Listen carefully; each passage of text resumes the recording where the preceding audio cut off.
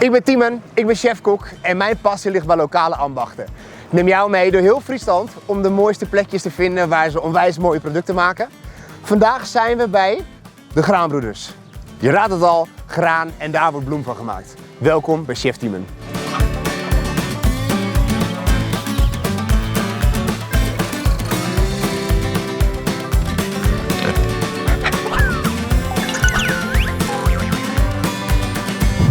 Hey Jan! Hey Tiemen! Leuk dat we er mogen zijn vandaag, man. Ja, mooi man. Hey, leuk dat je er bent. We zijn nu bij de Graanbroeders vandaag. Klopt. Wie zijn de Graanbroeders? Nou, de Graanbroeders, dat ben ik zelf en mijn broer en Matthijs erbij, dus dat doen we met z'n drieën. En wat maken jullie hier? Wij verbouwen, ja, de Graanbroeders zegt het al, wij verbouwen granen op een biologische en een regeneratieve manier. Ja. En die granen die vermalen we zelf op de boerderij en die leveren we uit naar de bakkers en de chefs in Nederland. Wat fantastisch, hè? Ja, dat is echt geweldig. En dat doe je dus allemaal lokaal, hè? Ja, allemaal lokaal, ja. En biologisch en wat was het tweede woord? Regeneratief. Dus, Wat betekent dat? Nou, dat zit dan misschien nog niet, dat zit dan nog niet onder het skal, zeg maar. Oké. Maar dat betekent wel dat we die bodem regenereren Ja. en die weer gezond maken. Dus gezonde grond voor betere graan. Ja, gezonde grond maakt betere granen. En we staan hier natuurlijk bij de bakkwaliteit. graanvelden. Ja, dit is een roggenveld. Ja, oké. Nou, met de vele regen die we hebben gehad, is dit echt, dit is eigenlijk wel het minste stukje waar we nu naartoe kijken. Maar Oké. de boerderijen hier op Harig staan op het leem. Ja. En dat zit hier ook nog wat onder, dus je ziet ook dat onkruid er ook wel onder. Ja. En dat is de andere kant, die kan je dan niet bestrijden. Nee. Dan zou je dit eigenlijk met een wieteg willen doen, maar als het zo net is, kan je niet eens met de trekker rijden. Dat kan Dus niet, hè? de enige optie wat we hier dus hebben is de combine, de bek goed hoog. Ja. Dat je enkel deze eruit vist Ja, dat straks. zijn ze, hè? Ja, dit zijn ze. Ja, ik was net al even aan het kijken Ja, wat mooi. hoe ver ze zijn, maar Tof. hou maar eens weet. Ja, oh wat mooi. En dit zijn is er dus nog heel niet. jong, hè? Toch? Ja, dit is een zomerrogge. Ja. Dit is Ja, zomerrogge. Ja, dit is een zomerrogge. En die moet best dan wel even staan hoor. Maar je ziet dus wel dat hij er al aankomt, dat hij hem al vult, hè? Oh ja. Wat we gaan maken is flatbread vandaag. Dat is gebakken brood eigenlijk, wat plat is. Als je het vertaalt vanuit het Engels. Klein beetje zout bij het bloem in een bakje doen. Ik denk dat ik 250 gram heb gebruikt. Daarna heb ik heerlijke yoghurt van buurvrouw Durkje. En die zit een beetje passievrucht en perzik in. Klein beetje smaak aan de flatbreads kan heel erg lekker zijn. Ik doe, wat is het? Ongeveer 200 milliliter aan yoghurt erbij. En nu gaan we even mengen. Het is een makkelijke versie. Je hoeft dit alleen samen te voegen, te mengen totdat het een deegje is. Uit te rollen en dan te bakken. En dan heb je al flatbread. Zo, dat is hem. Een klein deegje. Beetje bloem erbij.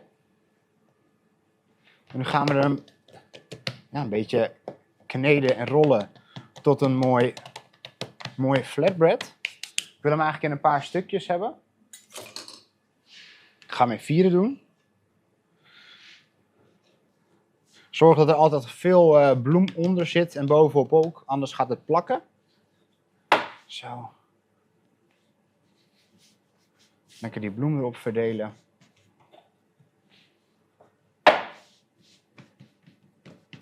Je kan hem ook altijd even een beetje met je hand zo uittrekken.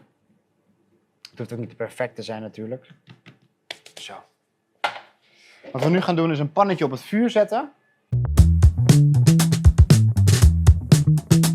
Hier begint het dan mee, het zaaien, hè? Ja, mooi man. En dit is onze zaaimachine dan. Ja. Maar hiervoor hangt dus een rotor. Ja? En die rotor die zorgt ervoor dat je een mooi fijn zaaibed krijgt. En dat zijn deze messen, toch? Ja, dit zijn die messen. Die draaien super snel in de rond. Ja. En die slaan de kluitjes kapot. Hey, en dan 8, 9, 10 maanden later, dan is het graan klaar. Ja, dan is het klaar. Ja. En dan heb je dit bakbeest nodig, toch? Ja, dan heb je deze nodig, ja. Want wat doet deze? Nee, dit is onze combine. En ik vind het zelf wel mooi. Het is absoluut niet een moderne combine, dat niet. Maar hij is, ik denk dat hij bijna 40 jaar oud is. Er zit nog wat in de bak. Top. We kijken even. Ik had vorige week hebben we de gerst geoogst. Ja. Die is klaar, maar ja, ik had een beetje haast. Dus ik heb de combine zo snel in de schuur gereden. Ik heb hem eigenlijk nog niet schoongemaakt, maar zo komt het dan eigenlijk in de bak. Dus hier staat nog wat in de bak. Ja. Dus hij het is haalt- van dit?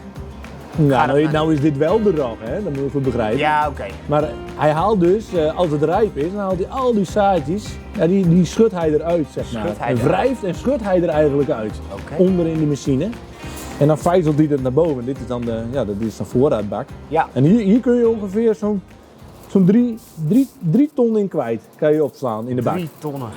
3 ton, ja, gerst, tarwe, wat je er ook maar aan het oogsten bent. Ja, maar wat dat mooi. past in die bak.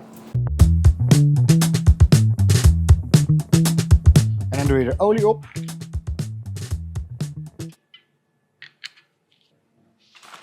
Ondertussen dat de pan heet wordt, gaan we de andere flatbreads alvast mooi dun maken en in een vormpje kneden.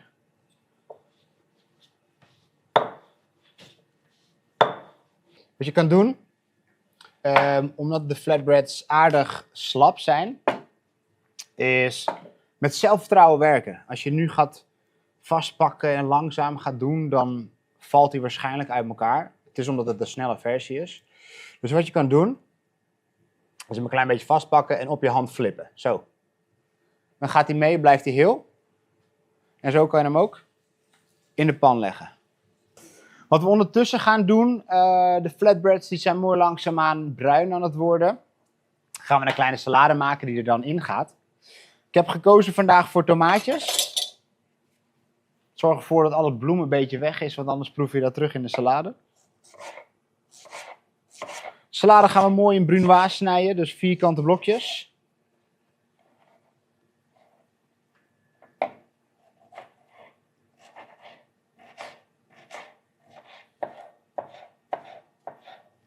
Ondertussen kijken we eventjes bij de flatbread hoe het daarmee is.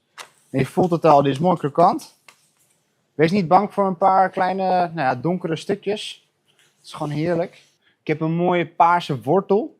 Daar gaan we slierten van toevoegen aan onze salade.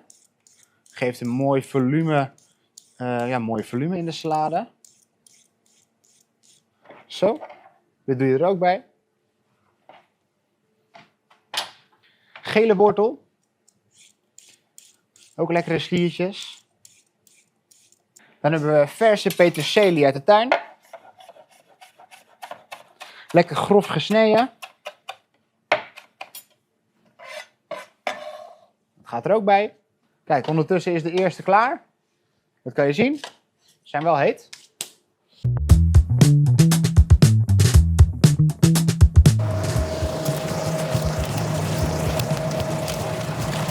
Waar zijn we hier? Dit is de eerste verwerkingshal of schuur, hoe je het ook maar wil noemen. Maar Ja. na de oogst, zeg maar. Wij oogsten alles in de kisten, zeg maar. Ja. Dan komt dat binnen en dan hebben we daar een droogwand staan, daar in de hoek. Hier daar zitten grote ventilatoren, Ja. allebei. Maar hier kun je dus 2 kisten hoog voorzetten. Ja. En hier kun je 4 kisten hoog voorzetten. En dan kan je eigenlijk een hele lange rij maken tot het einde. Waar dus hete lucht of wat daar. Nou, eigenlijk overdag heb je dus dat het graan, dat is warm. Ja. Zetten we hiervoor.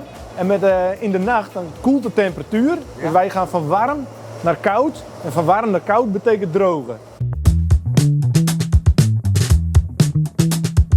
Belangrijk is omdat er dus bloemresten nu in de pan zitten. Die gaan aanbranden. Dus zorg dat je een papiertje bij je hebt. Keukenrol. De pan even schoonmaakt. Klein beetje olie erin doet. Klein beetje, lekker wat. Olie mooi verdelen over de pan. En dan doe je de volgende flatbread erin. Zorg eventjes dat je die extra bloem eraf gooit. Wat doe ik eigenlijk? Zo. En nu gaat de volgende mooi bakken.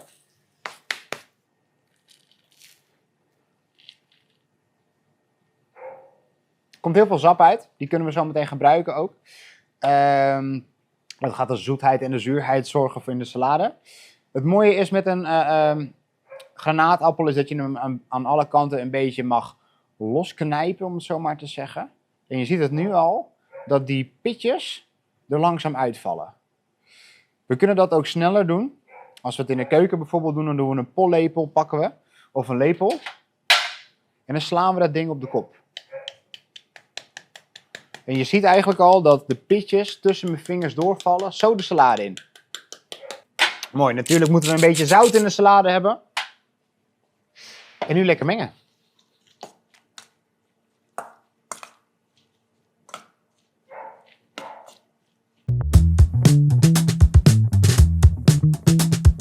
Zo. Dus wat is dit voor machine, Jan? Nou, dit is de pijlmachine. Dit is de pijlmachine. Ja, en voor de speld. Speld is echt een oergraan. Ja. Want wij die oogsten, zeg maar, dan komt hij niet naakt in de tank, zeg maar. Hij blijft in zijn hultje zitten eigenlijk. Oké. Net als eigenlijk in de Bijbel ook staat, hè? Het kaf moet gescheiden worden van het koren.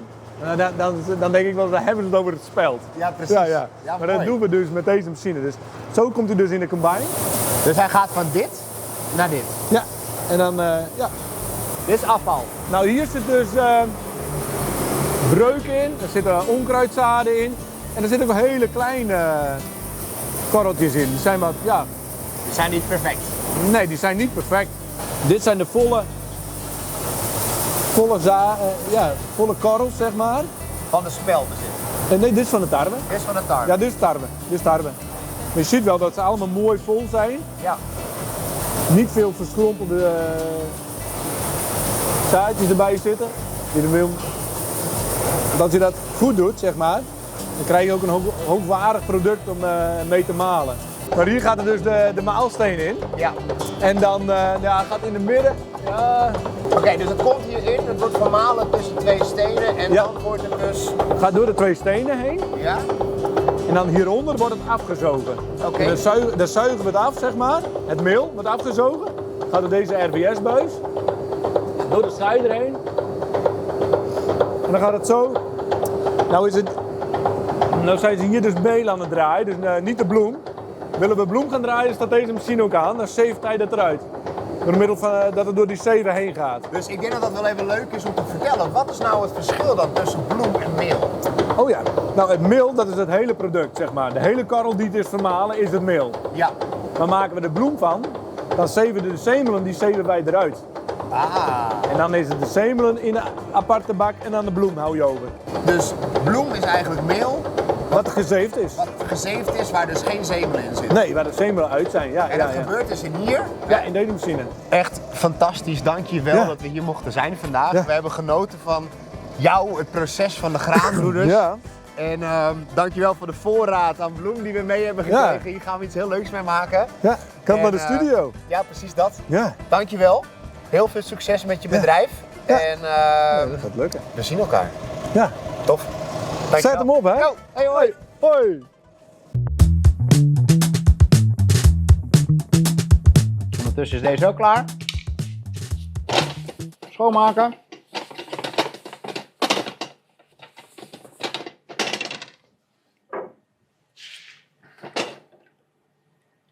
Olie.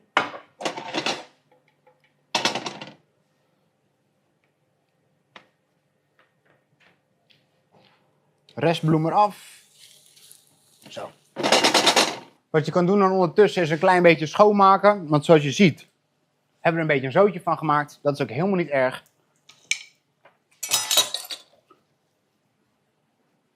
Flatbreads gaan een beetje sneller. Dat komt omdat het pannetje gewoon lekker heet is. Het ziet eruit als een gemiddelde feestje in Zuid-Amerika hier. Maar dat is het niet. De flatbreads zijn gebakken. Kijk dan, wat een mooi hartje. We hebben een lekkere verse salade gemaakt met allemaal groentes. Een lekkere saus erin. Die gaan we zo erin doen. Hoppa. Dan geitenkaasblokjes van Doetie. Nou, en als je een klein beetje Fries bent, dan weet je dat de geitenkaas van Doetie gewoon koning is. Deze is volgens mij met een klein beetje zongedroogde tomaten en knoflook. Onwijs lekker. We doen er nog een paar heerlijke granaatappels bovenop. Zo. Voor een extra dimensie in smaak. Een beetje sumac. En dan als garnering peterselie, blaadjes erbovenop. Nou, als je daar jouw vegetarische vriend, vriendin of jezelf niet blij mee kan maken, dan weet ik het ook niet meer. We gaan hem proeven.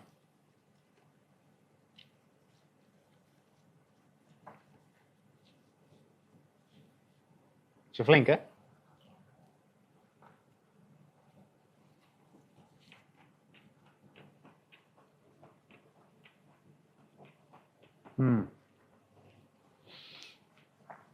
Ik moest even denken aan die momenten vroeger dat je om 4 uur 's nachts ergens in een grote stad bij een kebabshop eentje bestelt. En dat dan het aluminiumfolie niet helemaal goed is ingepakt en dat in die vetten zo langs je arm drupte. Dat gebeurde net ook. Deze is natuurlijk een stuk gezonder en net zo lekker.